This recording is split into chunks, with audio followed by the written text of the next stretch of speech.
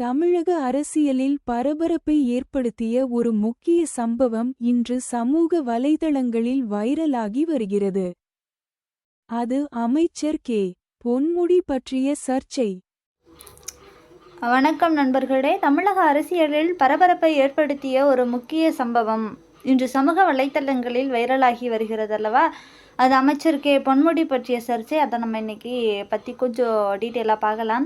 சமீபத்தில் அந்த பொன்முடி அவர்கள் பெண்கள் மற்றும் மத நம்பிக்கைகள் குறித்து ஒரு நிகழ்ச்சியில் மிகவும் தவறான மற்றும் கீழ்த்தரமான வார்த்தைகளை பயன்படுத்தினார் என்று பலரும் குற்றம் சாட்டினர். இந்த பேச்சு பொதுமக்கள் மற்றும் சமூகத்தில் பெரும் அதிருப்தியை ஏற்படுத்தியிருக்கிறது. இந்த சர்ச்சைகள் பின்னணி திமுக தலைவர் மு.க. ஸ்டாலின் உடனடி நடவடிக்கை எடுத்தார். கட்சியின் துணை பொதுச் செயலாளர் பதவியிலிருந்து பொன்முடி அவரை அந்த பதவியிலிருந்து நீக்கியதாக அறிவிக்கப்பட்டது. இந்த முடிவு அரசியலில் பெரும் விவாதங்களை ஏற்படுத்தியுள்ளது. இவர் ஒரு டைம் இல்லை, 2 டைம் இல்லை, நிறைய டைம் நம்மளை பற்றி இழிவாக பேசியிருக்கிறார். பொன்முடியின் பதவிக்கு பதிலாக திருச்சி சிவா எம்பியாக இப்போது அங்கே நியமிக்கப்பட்டிருக்கிறார். இது முதல் முறைன்னு நம்ம சொல்ல முடியாது.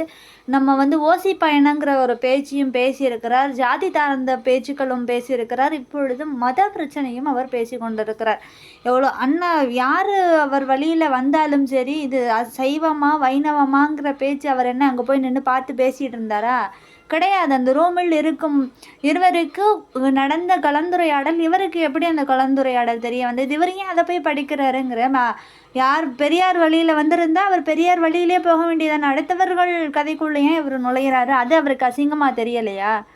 இதெல்லாம் எதுக்கு அவர் பேசணும்?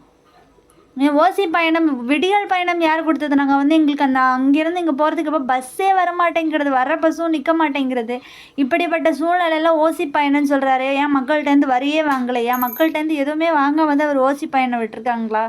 ஒரு நிறைய பேச்சுக்கள் இந்த மாதிரி பேசிக்கிட்டே வராரு. ஜாதி பிரச்சனையை தூண்டுறாரு, மத பிரச்சனையை தூண்டுறாரு, பெண்களை இழிவாக ஓசி பயணம் அப்படி இப்படின்னு பேசுகிறாரு. நம்மளாம் இவங்களுக்கு இதுக்காக தான் நம்ம இவங்களுக்கெல்லாம் ஓட்டு போட்டோமா? எவ்வளோ பேச்சு பேசுகிறாரு. இதெல்லாம் நம்ம அவரை கண்டிக்கணும். அவர் பதவி விலகிக்கிட்டே இருந்தால் பதவி கொடுத்துட்டு மறுபடியும் இழுத்துக்கிறாங்க, மறுபடியும் அவருக்கு ஒரு பதவி கொடுக்குறாங்க. ஒவ்வொரு இடத்துலையும் அவர் பேசிக்கிட்டே தான் இருக்கார். என்றைக்கு அவர் இந்த பேச்சு நிப்பாட்டி இருக்காரு? இப்படியாப்பட்ட தலைவர்கள் நமக்கு தேவையா சொல்லுங்கள்? மிகவும் ஒரு மோசமான செயலாக இருக்குது. இப்போ அவங்க அதே கட்சியில் இருக்கக்கூடிய நம்ம முதலமைச்சர் இருக்கக்கூடியவரோட மனைவி கோவில் கோயிலாக போகிறாங்களே, ஏன் அவங்க கோயில் கோயிலாக போகிறாங்க? எதுக்கு போகணும்? பெரியார் வழியில் வந்தவங்க தானே எல்லாரும். அப்போ அவங்க போகாமல் இருக்க வேண்டியதானே, ஏன் போகிறாங்க?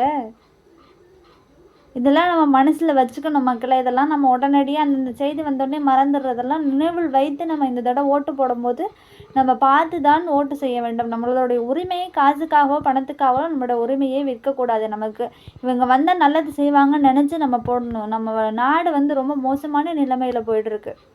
கொஞ்சம் புரிஞ்சு இதெல்லாம் நீங்கள் பண்ணுங்கள். இந்த வீடியோ உங்களுக்கு பயனுள்ளதாக இருந்ததுன்னா உங்கள் கருத்துக்களை கீழே கமெண்ட் பண்ணுங்கள். மறக்காமல் லைக் பண்ணி சேனலுக்கு சப்ஸ்கிரைப் பண்ணிக்கோங்க. மீண்டும் சந்திப்போம் மற்றொரு தகவலுடன். இது ஆன்மீக சேனலாக இருந்தாலும் எனக்கு சொல்லணும்னு தோணுச்சு, நான் சொல்லிட்டேன்.